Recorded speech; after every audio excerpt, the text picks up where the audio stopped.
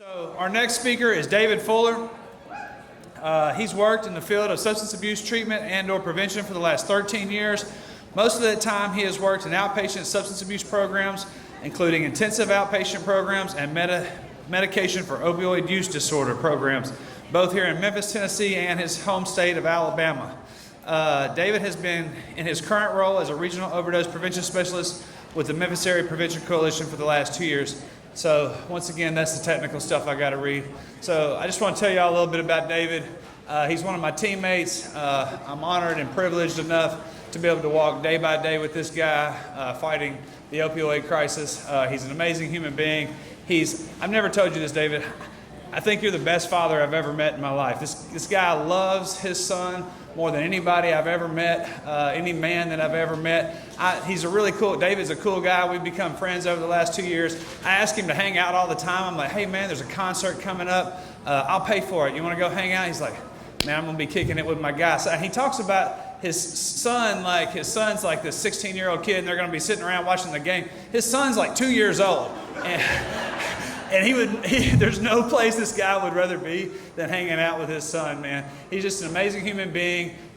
His job for the state of Tennessee, which I'm sure he's going to tell, I don't want to take too much about, but his job is to train people to identify overdoses. And the state of Tennessee gives him numbers to hit, and he literally blows these numbers out of the water. He's not here for a paycheck. He's not here for a pat on the back. He's here because he cares about his fellow people, and he wants to make a difference in this world. I can't say enough. I promise you, you're probably going to want to get your Kleenexes out for this one. Ladies and gentlemen, help me welcome my own David Fuller.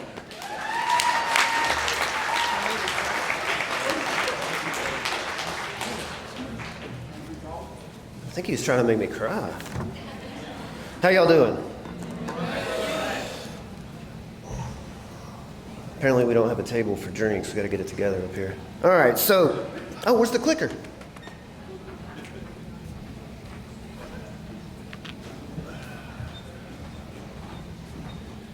Wow, that was a very, very powerful presentation right before this. Not sure how I'm going to follow that, but we're going to give it a go. So, I hope everybody's enjoying the conference.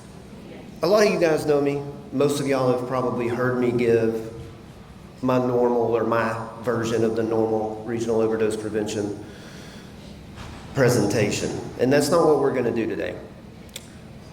Most of the things that I normally talk about have already been covered in greater detail by people much smarter and more educated than I am. And that is true for the person coming after me as well. So, what we're going to do today is we're going to look at that same type of information, but we're going to look at it in a little bit of a different lens. We're going to try to look at it from the lens of remembering that we're all humans. The people that we're trying to help are human beings, but we're human beings as well. So, what is that going to look like? Again, some of this information that we're going to use to talk about this are things that you've been seeing today or things that you've seen from me. Some of it may not be.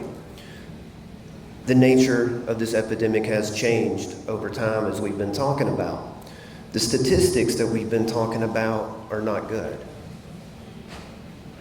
But they're not just statistics. They're not just numbers. These are humans. So we're going to talk a little bit more about stigma. I know we just heard a little bit about that. We're going to hear a whole bunch more about that, I think, in the final speaker, but we're going to have a kind of a special focus on relapse. Language, again, we heard about that this morning, but also about your experience. We'll get a little feedback. Your experience as people working in these fields, our experience. That kind of can naturally lead to a conversation about compassion, fatigue, burnout, and self-care. And then we're going to come back to the focus on other people, right? Treatment, harm reduction, what we're talking about. We're going to mention basic needs quickly in that conversation. And then the most important thing, does this work, right? We just got some great, again, statistics and numbers showing that, hey, maybe this stuff works. But we're not talking about statistics and numbers. We're talking about humans. So again, y'all have seen this, right? We understand that this epidemic has been going on for a long time. 25, almost 30 years. Pharmaceutical opiates, heroin, research, synthetic opioids like fentanyl, and the newer stuff that's around now.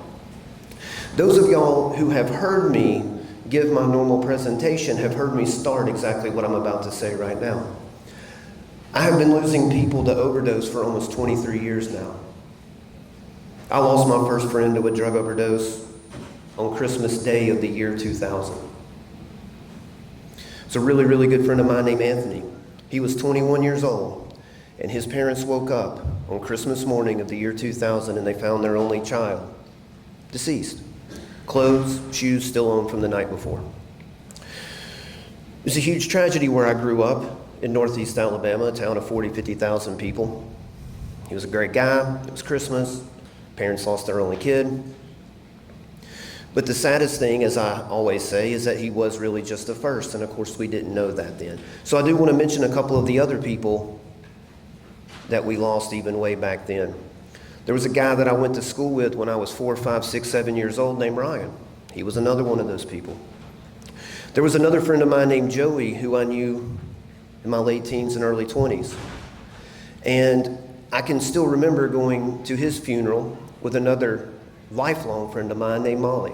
Those are just a few of those examples. In a town of 40, 50,000 people, we lost about a dozen young folks in a year and a half to overdose with oxycodone, Oxycontin.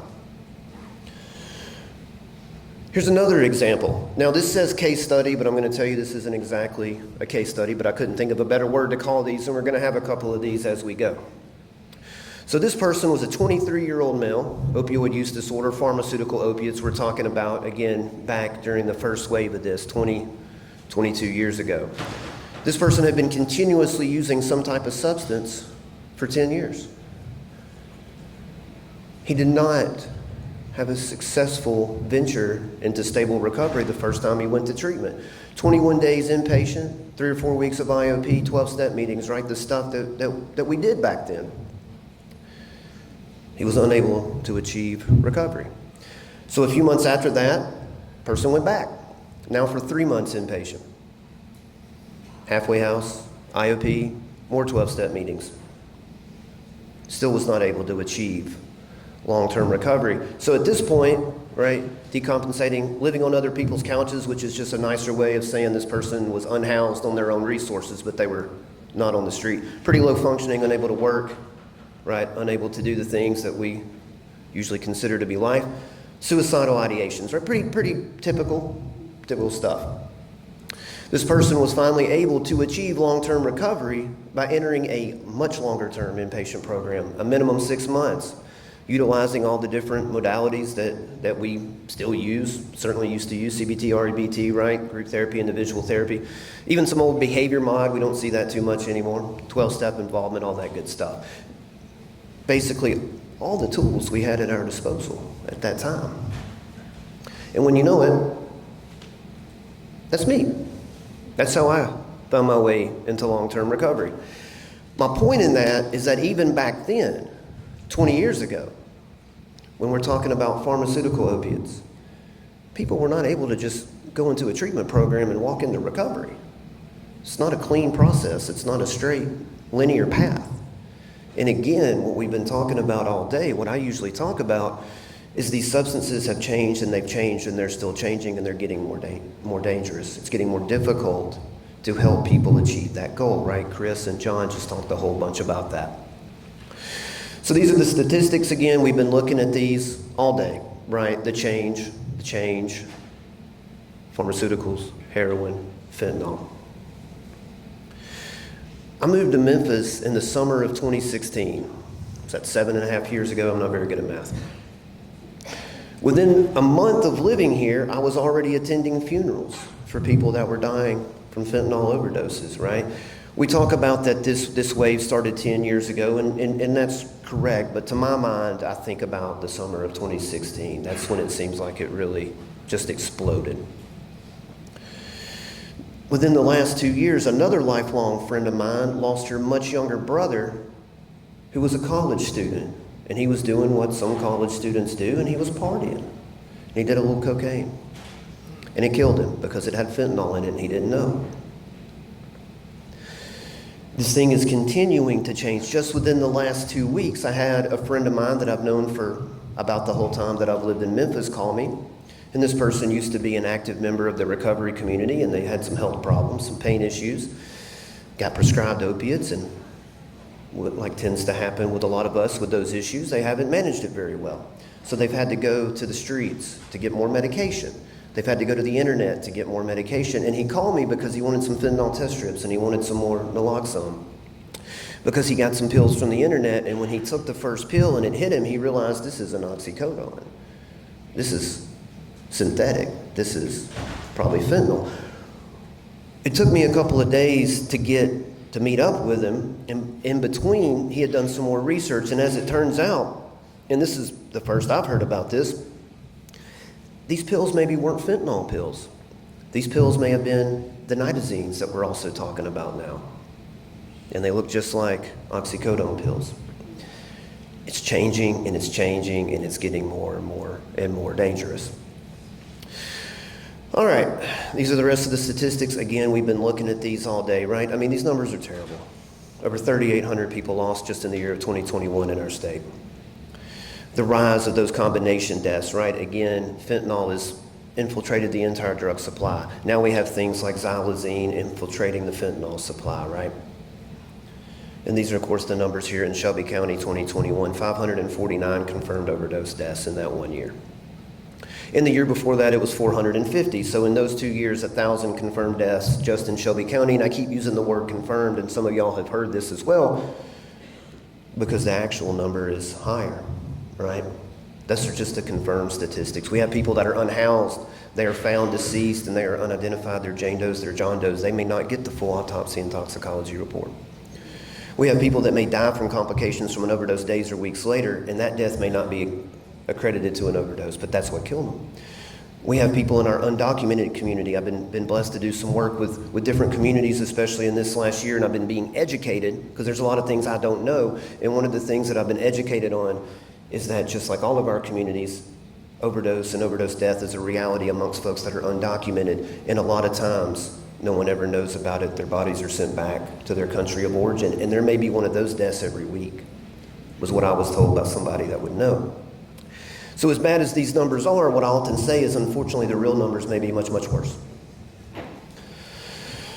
All right, so again, stigma with a focus on relapse. I think it's important that we keep talking about this, and again, I know the speaker after me is going to talk about this, but just to remind you of what stigma is and what it can do. Makes a person feel and seen as if they are less than somebody else. And that stigma can reduce their willingness, their likelihood to seek treatment, to seek harm reduction services.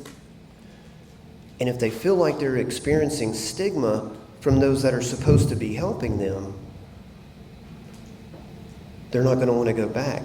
And it's just human nature. If in my mind, whether I'm totally aware of it or not, I'm seeing someone as less than someone else, I'm probably naturally going to treat them differently.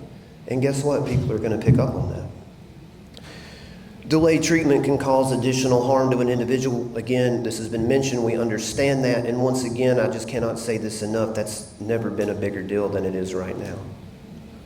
Being an active substance user, I say this all the time, has never been more dangerous than it is right now. We understand the continuum, right? Back in the day, we didn't have the spectrum. We had dependence and abuse and all that stuff. Now we just have the one spectrum. So in my experience, professionally, personally, one of the biggest sources of stigma amongst folks like us and the community as a whole, amongst clients themselves and their families and their other loved ones, is relapse. The statistic that was used for this slide says 40 to 60% of people with substance use disorder will relapse at least once.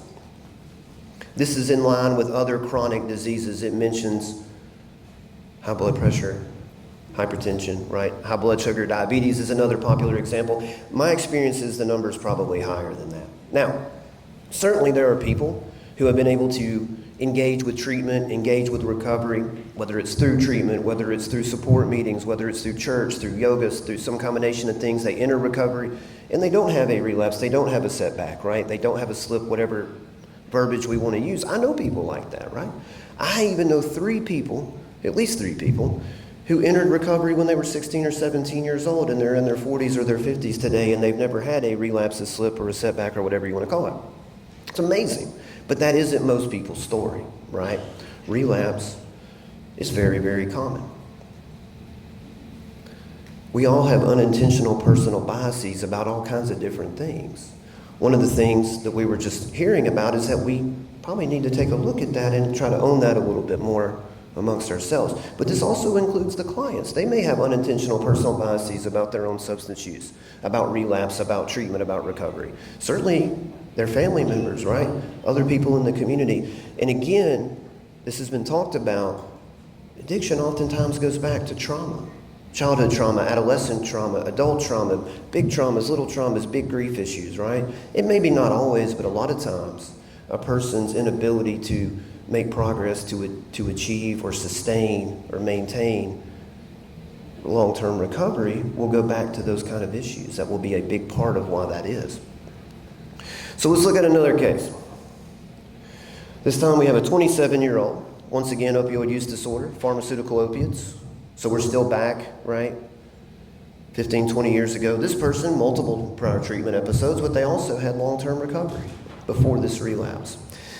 They had had multiple unsuccessful attempts to re-enter recovery before maybe they were able to. So they were employed, but barely. Living alone in a rented house, so they're functioning, but maybe not so well. But they were able to detox with the support of people that they knew in the recovery community, and they were actually able to reestablish stable long-term recovery by re-engaging a 12-step program. Is that less realistic today, do we think? Same? Probably less, right? Again, these drugs are dangerous. The withdrawal is more severe. Any kind of slip a week or 2 weeks into their detox, the chances of an overdose, of a fatal overdose, are much higher than they used to be. And guess what? I'm talking about me again. So when I tell you that I have experience with relapse, I have experience with relapse. It's part of it a lot of times. Not for everybody, but for a lot of us. And some of y'all have also heard me say this when I'm in a treatment center, and I'm blessed to be able to come to a lot of the treatment programs that have been here represented today and talk to clients. I ask them, how many of y'all have been in treatment before this time? A whole bunch of hands go up. I say, how many of y'all have been in treatment more than 3 times, more than 5 times? Sometimes we have people that have been in treatment 10, 12, 20 times. Now, those of us that have worked therapeutically, clinically, we may not consider that to be an actual relapse. Maybe we're still working with that old Gorski type definition that a relapse is that person was able to achieve that stable long-term recovery, usually indicated as 2 or more years, and then they went back to substance use. And so I'll ask people that. Anybody ever been in recovery before? How long, right? And so then I tell them that I have this experience, and what I tell them is the most important thing that I'm going to tell them that day is, you're still here. You're still alive. You still have a chance. If you can learn something from it, great. Whether you can or you can't, you got to let it go and you got to move forward in recovery. And I'm sharing that with you guys because we have to help them do that. You know, if they can learn something from it, awesome. But if they can't, okay. Let's let that go, because what oftentimes comes along with that experience of long-term stable recovery and relapse? Guilt, shame, right? All that fun stuff. That's what we have to help them let go of. Let's look at another case. This time we have a female, 31-year-old female. Don't want to leave y'all out. This person had 10 years of high-dose methadone, alcohol use disorder, high-volume daily vodka intake, sedative, I'm not going to use all the other words that go along with that, use disorder, daily alprazolam, Xanax use. It's pretty tough. Multiple prior treatment episodes, some 12-step involvement. This person, by the time they decided to ask for help again, was not able to really function by themselves or live alone anymore. This person came and told me and some people that I was working with at the time in these fields that they needed some help. And because of that first aspect there, the high-dose methadone, the high alcohol use, the benzodiazepine use, we couldn't find a treatment center that would take her. They said, we're not touching that. You know what kind of liability we would have bringing somebody in like that? What are we going to do? Finally found a place in Memphis, and I didn't live in Memphis then, that brought her in, did a methadone taper, transitioned her to buprenorphine, tapered that, about 2 months, maybe a little less inpatient. Advantage of all the tools at the disposal then, AccuDetox, CBT, DBT, CBT, trauma, right? Step down to partial, intensive outpatient, sober living, individual counseling, 12-step program. This person now is not only in long-term recovery, over a decade of recovery from all of these use disorders. She went back to school and obtained a master's degree in clinical mental health counseling. She's worked in treatment for over 8 years, including one of the places where she was a client. Now, a few of y'all are already picking up what I'm laying down here. I'm talking about Rachel. I'm talking about my lovely partner, the mother of our wonderful child that Jack talked about.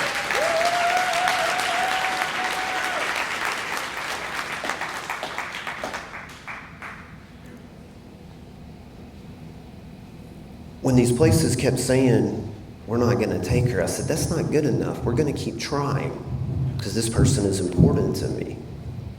But everybody's important and probably important to somebody else.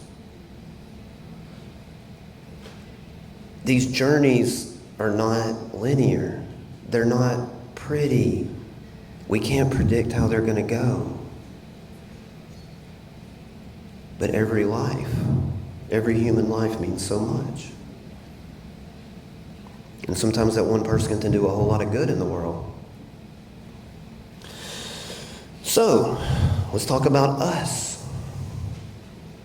Y'all saw this very slide this morning. Sorry about that. What I want to tell you about this slide is I don't necessarily get caught up in the details of it. Now, that's important. And my main thing with that is this. There are still plenty of people, including people in this room, who will self-identify as an addict or alcoholic, particularly people that are involved with 12-step programs and things like that. And for those people, those words have no negative connotation. So that's great. We should respect that. But for other people, maybe those words do have a negative connotation, and we should respect that as well, right? We should respect both. To me, and some of y'all have heard this before, the most important message of this slide is the simplest. We all are, in fact, people first and foremost. And no matter what someone has done, what they have been through, they are a human being and they deserve to be treated that way. That was really the inspiration for this whole talk. Because I say that phrase pretty often, because I give a lot of talks. Everyone deserves to be treated like a human being. So, let's talk about our experience in these fields as professionals. I'm going to use that term loosely for myself, but. So, some of these slides are slides that I use talking to first responders, so most of y'all have not seen these before, but there's some really cool questions. Now, unfortunately, because of time constraints, these are going to be the rhetorical kind of questions for you to think about. When you first started your career, those of y'all that are maybe in school getting ready to start a career, what motivated you? What motivates you now? What made you choose the path that you're on? Did you want to help, make a difference, save some lives, serve your community, right? You felt confident in your ability to help people? You felt inspired? What other reasons? And again, these are for y'all to think about. I try to remember to think about some of these questions because there's long days. There's tough days. There's days where we lose people, right?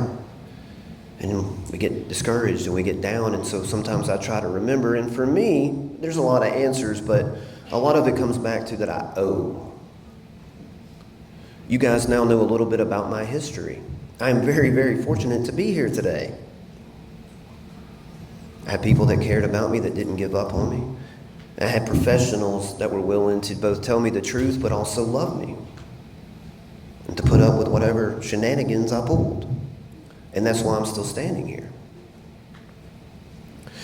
Now, these are some tougher questions, maybe. Because as professionals, as people educated, trained, and experienced in this stuff, we shouldn't think about this stuff, should we? But we do.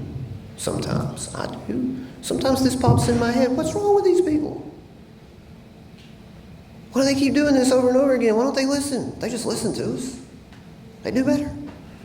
It can be difficult to admit that sometimes these things pop in our head. Now, usually something like this pops in my head, it pops right back out because I see it for what it is. But maybe if it doesn't pop out so quickly, we need to talk to somebody about it, right? Verbalize it, just like we would tell clients, right? What's it going to take for these people to get it together? How can they do this to their kids? Don't they see how they're affecting everyone around them, right? It's okay if we think these things. But if we don't admit it, we're liable to start acting on it, and we're going to start stigmatizing people. Now, maybe even tougher questions. Do you feel satisfied and fulfilled in the work that you're doing? Or are you feeling worn down? Do you arrive at work and you're excited, you're ready for the day? Or do you wake up and you go, not again? Do you feel like you're making that difference that you thought you would in the world? Or do you wonder, does it matter at all what we're doing? Do you feel hopeful, optimistic? Or do you feel discouraged, jaded, numb? And I'm going to tell you, again, in my experience on both sides of it, in the helping professions, it's also true in education, there's not much worse than somebody that's jaded. Whether we want to or not, we are modeling for people. One of my favorite athletes, Charles Barkley, said when he was much younger and he was still an active player, I ain't no role model. And then he grew up and he realized he was a role model. Right? I want to be a role model, but I am. And do we see each person, as a human being that is deserving, that is worthy of our care? Or are we getting tired of seeing the same people doing the same thing over and over again? That jadedness. It's very, very important that we be honest about this. These things pop in. So how do we get there, right? How do we get to these places? Because we are witnesses to suffering. Sometimes we are walking hand in hand with people through their suffering. And none of us are immune from the toll that that takes. But there's cost to that. Lose that compassion, that empathy that is so important for what we do. But also our own health and our own well-being. Compassion and fatigue and burnout are real. I know some of the agencies in this room talk about this stuff on a regular basis, and I'm so glad they do. If yours doesn't, maybe you want to do it, right? Same. For anybody that's unfamiliar with this, burnout happens more slowly over time. Compassion fatigue can happen right away because of that trauma, that suffering that we're seeing, that we're witnessing, or that we're just hearing about. This is not by any means an exhaustive list of symptoms, it's just a few. That reduced sense of accomplishment. Can't find the meaning in the work anymore. Reduced productivity, right? Isolating, irritable, exhausted, can't sleep, headaches, stomach aches, digestive issues, chronic pain. These may be signs that you're burnt out. Some of us are going, uh-oh. Tell yourself so. But this isn't just limited to us. Think about these families, these other loved ones that are dealing with this not for a few hours, a few days a week, or for a month, or 2 months at a time, but all day, every day, year after year, and they're not trained or educated or experienced in these things. They're burnt out too. Hopefully we're dealing with the families when we can. So let's look at another one of these good old case studies. This time, 35-year-old male. Opioid use disorder, we're now getting more into modern times. Heroin, fentanyl, multiple prior treatment episodes, multiple long-term recovery episodes before this relapse. This person was a certified alcohol and drug counselor. They managed medication program for opioid use disorder. But they lost their career, a business, family trust, long-term relationship, and had suicidal ideations with a plan. They did try to go back to treatment, but the first time it was unsuccessful. 28-day inpatient, still suicidal ideations, extreme anxiety, insomnia, all that stuff that goes along with people that are trying to detox and withdraw from fentanyl, heroin. But they hung in there. They went back to treatment, this time for 90 days, and it was successful. This person, again, was a professional in the field, and some of y'all already know this. Some of you may not. If you don't, you may find out soon, but I'm going to tell you something. We are the most difficult clients we can ever have because we think we know something. Individualized care and therapeutic trust are always, always, always vital, but maybe they're even more so in these cases. Because if you lie to someone who really, really knows better, that trust is gone. You guessed it, it's me again. I'm standing here in my third long-term recovery from opioid use disorder. And yes, I was a horrible client. I was asked to leave the first treatment center.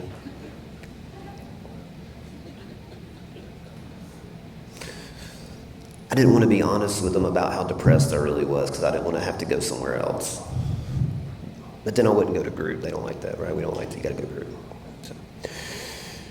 So again, standing here when I tell you that I have experience with these things, I have a lot of experience with them personally, myself, people that I know, some of them very well, but also professionally.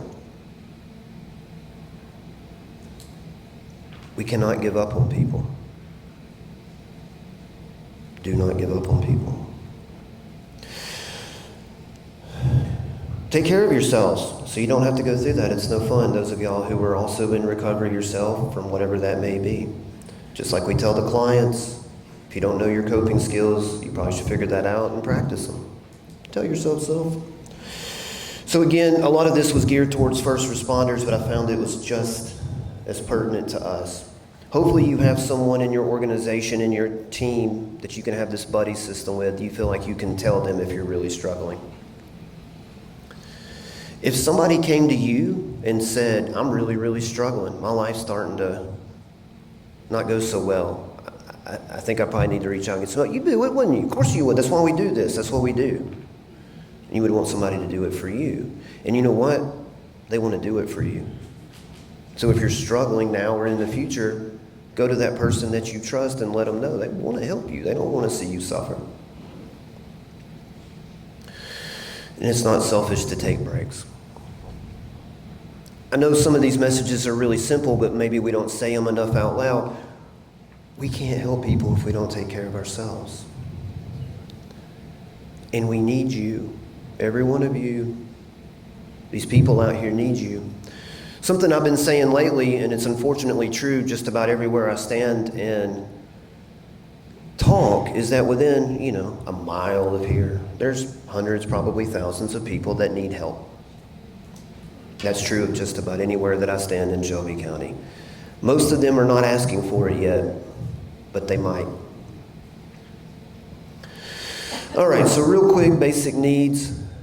Chris and John touched on some of this. Oh, Maslow's, right? Y'all know what this is. Well, wrong button. So, just to reiterate, anybody that doesn't remember, it's really hard to help someone recover from their substance use disorder or their mental health if they don't have anything to eat. They don't know where they're going to lay their head. They don't have safety, right? We have to help address those things. Case management, holistic, wraparound services, all these words that we use that we've been using, right? Yeah, maybe I know I need to quit injecting fentanyl, but right now I'm trying to figure out what my kid's going to eat for dinner because we don't have anything. Yeah, I know I need to do this, that, and the other, but I have this really debilitating physical medical issue. And so, real quick about this, and I know there's other programs that are doing this in a lot of ways, and a lot of us are doing this in different ways, but I want to give a shout out. In full disclosure, I'm certainly biased about this, but I want to give a shout out to the Alliance Act team. And I'm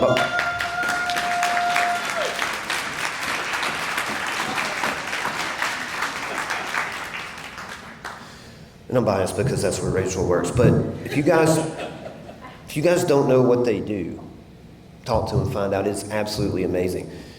Oh, you don't have a ride? We'll come get you.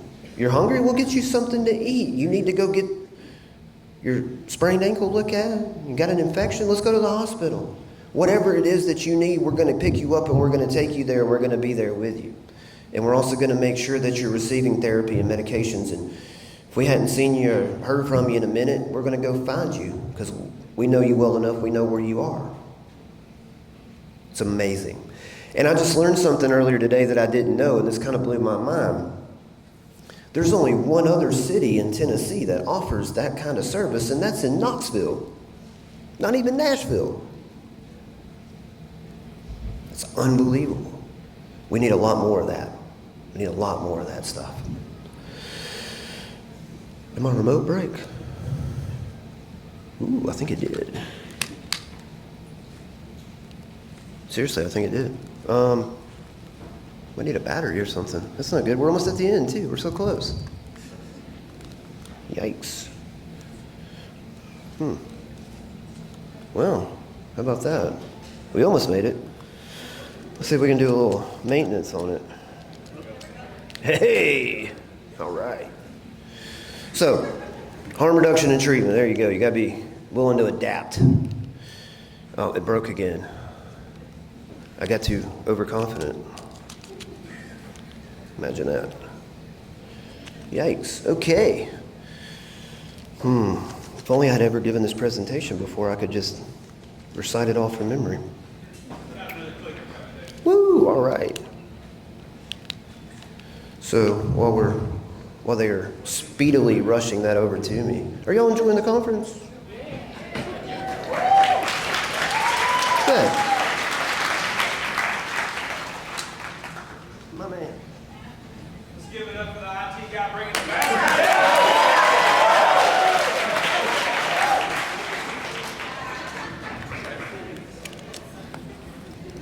Let's see how this goes.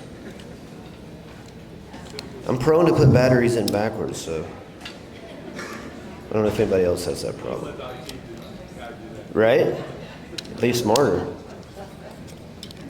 But I'm pretty willful. Ooh, it's vibrating. That's pretty good. All right. No. Oh.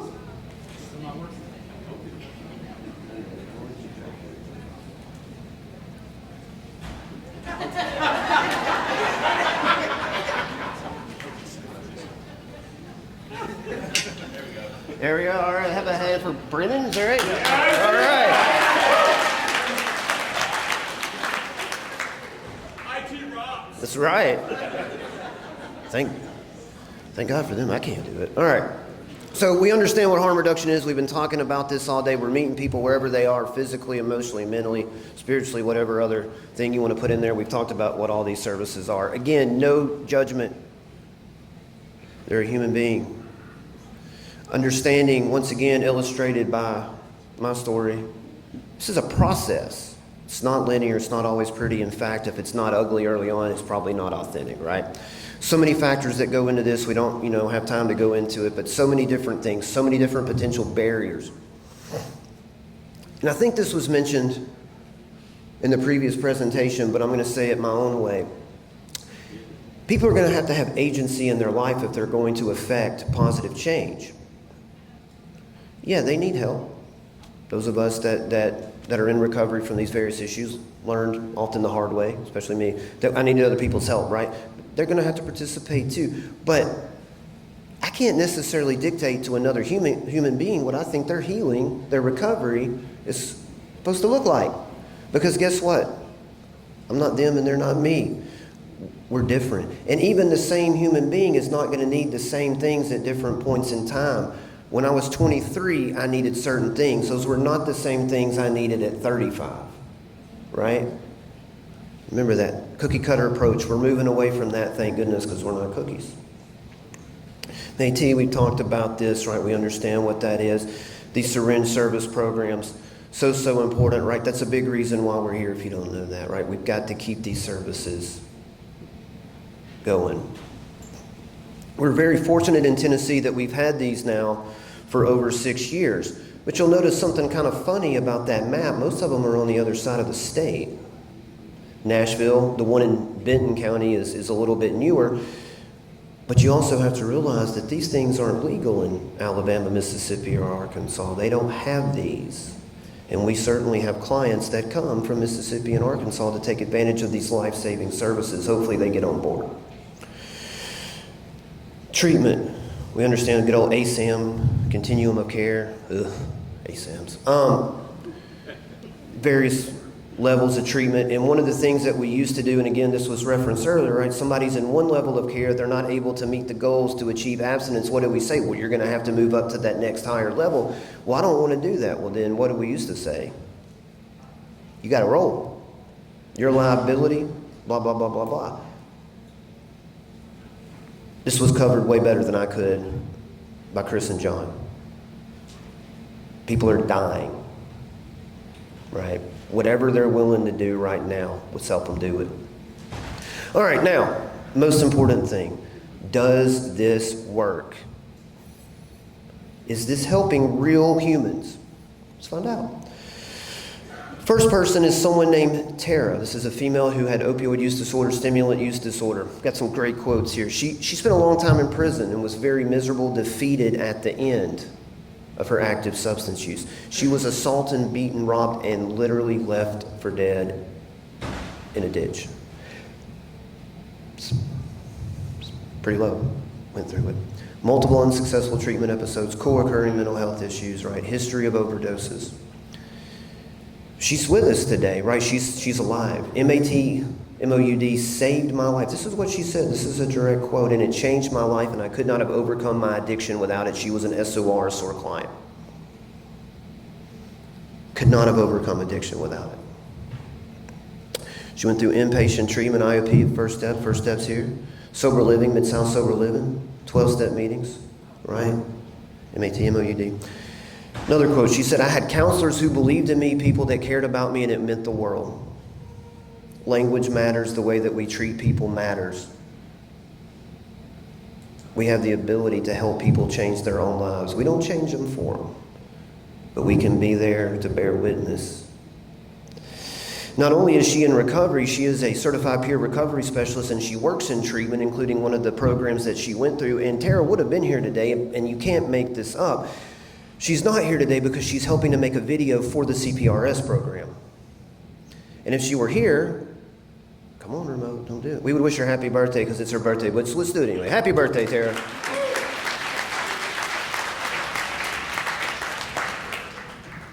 This stuff works. Let's look at another case. Ashley C. What could that be? Female stimulant use disorder. Quote here, homeless, hopeless, feeling isolated. We couldn't be alone. Some of us we understand that. It's at a dead end. Every day was like being on a hamster wheel or a rabbit wheel. She was an SSP client, criminal justice involved, and she asked for drug court. Why? Because, quote, I needed accountability. What a great level of self-awareness. Went to CAP for inpatient. I know CAP's here. They're always rolling strong. First step again, Mid-South sober living, roots recovery for sober living. Ashley pointed out that utilizing trauma therapy with the help of a counselor at First Step and Judicare was absolutely key. Trauma-informed care, that was mentioned a couple of times earlier. And again, not only is Ashley in long-term recovery, but she works in treatment, has worked in harm reduction, right? One life changes and changes more lives, right? Changing those cycles. One more. Robert Chris M. Let's call him Chris. Some people might call him Mississippi. Male with opioid use disorder, stimulant use disorder. Began using around 16 years old. Almost 40 years of active substance use. It's a pretty long time. Served 13 years in prison over 3 different stints. Again, that's a pretty long time. Chris was one of the first SSP clients in the Memphis area. Shout out Better Way. Oh, come on. There you go. Love y'all. Quote, Chris was surprised by all of the services that were offered, including clothes, naloxone, received services for both substance use treatment, hepatitis C treatment, right? Holistic care, wraparound services. Let's address everything that's going on as we can. Quote, SSP was key in the beginning of my recovery. Have been revived by naloxone, Narcan multiple times. Became another SOR, SOR client. Buprenorphine, medication, assisted treatment, MOUD. Inpatient at Serenity. I don't know if Serenity's still here. First step, MSL, San Kappa House. Chris still lives in San Kappa House. He's in long-term recovery, still involved with aftercare, but there's no need for me to tell you Chris's story. Chris, come up here and tell these people a bit about yourself, man.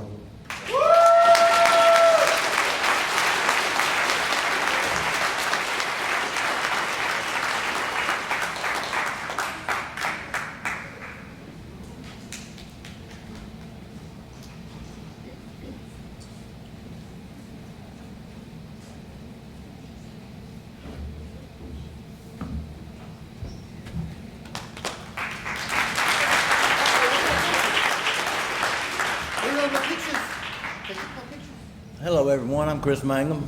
I'm a gratefully recovering addict, and I want to start off by saying thank you to Chris, Dave, all these people that's helped me, the SOAR program, St. Kappa House. I have a safe environment to live in, and I'm grateful for that. I have relationships with my family now that I never would have thought possible, you know, and I've been addicted to different substances. It's had a different face as the years has gone by. But the opioids started. I had a car wreck in 2008 and broke my hips, pelvis. I was in traction. I was in the hospital 3 months. And I actually took a toenail clipper and took my morphine machine apart so I could get more. And I couldn't understand why they thought something was wrong with me for doing that. And they put it out in the hall, and I had to call a nurse to get it. And I used to throw bedpans. I was a very bad patient.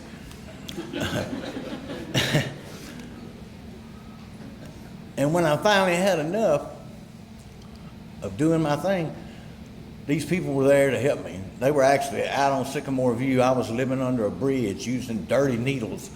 Got Hep C, got MRSA infections, have had surgery because of it more than one time. I got Hep C, got the cure, was negative, went out there and relapsed and got Hep C again. But the last time I took the medicine and it stuck because I hadn't been high since July 2021. So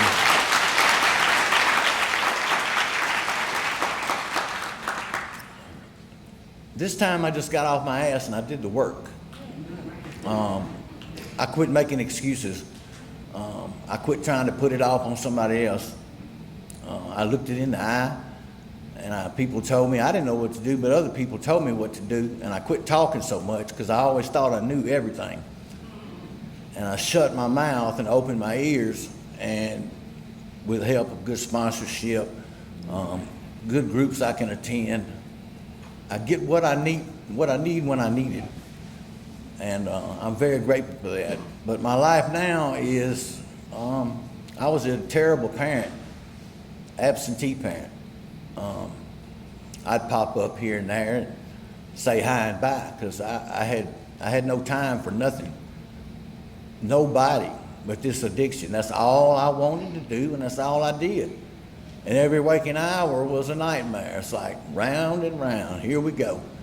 And if I had enough money in 20-degree weather to get a hotel, I would choose to sleep outside under the bridge so I could get more dope. And that's just the cold reality of it. I was a slave to it. And thanks to these programs, I stand before you today a changed man. I don't have to live like that. I have a lot of grandchildren. My kids, they actually don't hide and turn the lights off when I come up. They don't hide their wallet. And it sounds kind of funny, but it's sad because there was a time when they couldn't trust me. They wouldn't trust me. Now I can get in my car that I have a driver's license for the first time.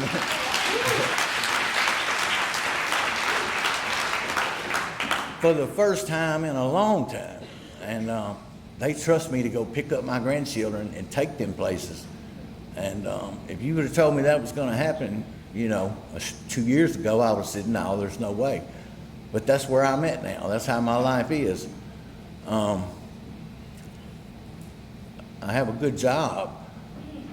And I work with my daughter. I actually do maintenance on the equipment that they use. And I make good money, and I'm able to work with my daughter, which is awesome. And I'm able to give them money when they need it.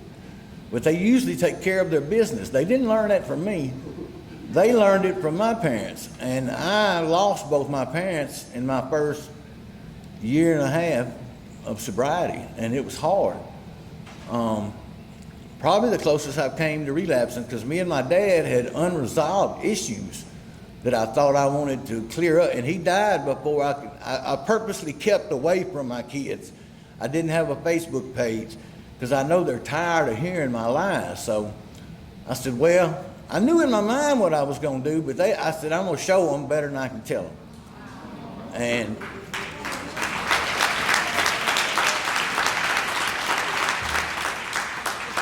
and I didn't talk to him, and my dad died like, when I finally got on Facebook and started a Facebook page, they both were showing they were getting married, and I just said congratulations to both of my kids, and I was chairing a meeting at the Overton Park group, and they started blowing my phone up. Well, my dad had died the day before.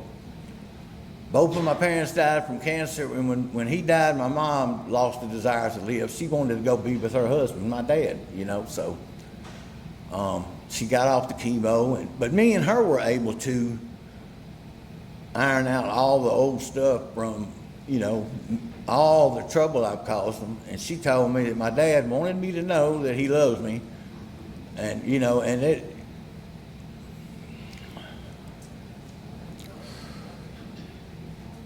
but anyway, I like to think now that he sees what I am, and he's proud. And you know, I'm proud of myself. I'm not bragging, but I'm just happy where I'm at. I have a life worth living now, and it's thanks to the people. Most of them are here. Jack, Will, Dave.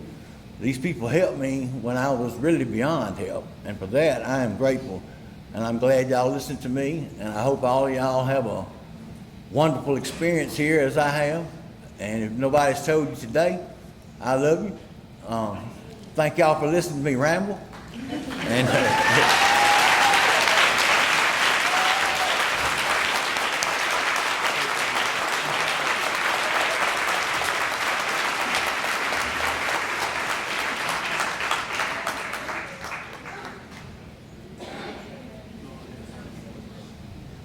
Real people. We got a couple minutes left. Ashley, come on up here.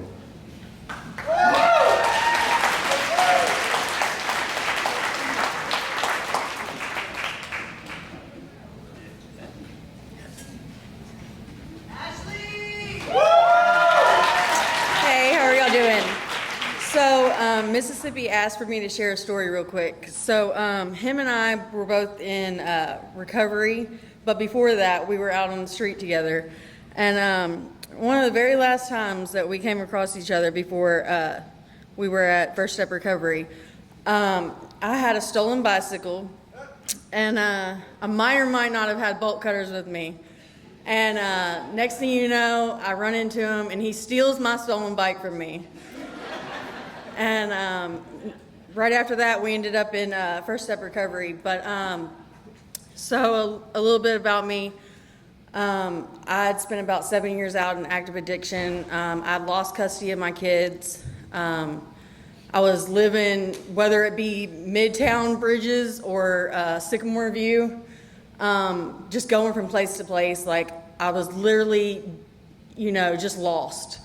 And I ended up getting arrested, thankfully, and I asked for drug court. And at first they didn't want to allow me to be on it because they said I knew too much about recovery because I had been to treatment so much. But they ended up giving me a chance. So I ended up at, I went to CAPS.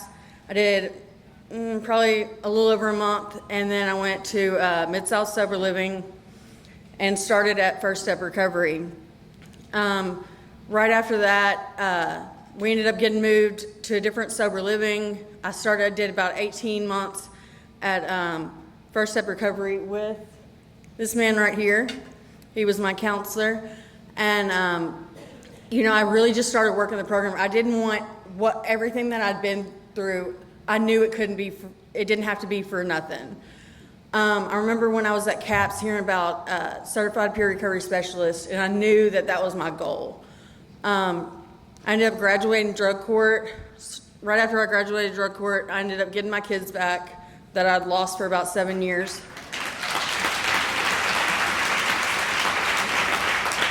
I started, my first job was at Graceland Recovery Center as a behavioral health tech, and it really, I started working it and I knew it's what I wanted to do. Shortly after that, I ended up running into someone, and she had said that there was a job opening at A Better Way. And that night, I went out there and I started working for A Better Way.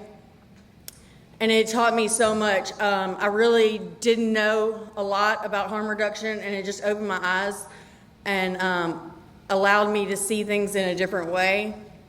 Through working there, as you can see, I'm on the SOAR team at CAPS, and it is truly an honor to be working where it all began. Thank y'all.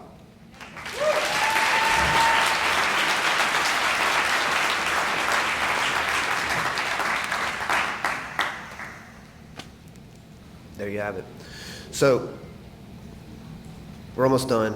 One more thing for anybody that would like. Obviously, you don't have to if you don't want to. But we want to ask everyone that is in recovery, please stand up and be recognized.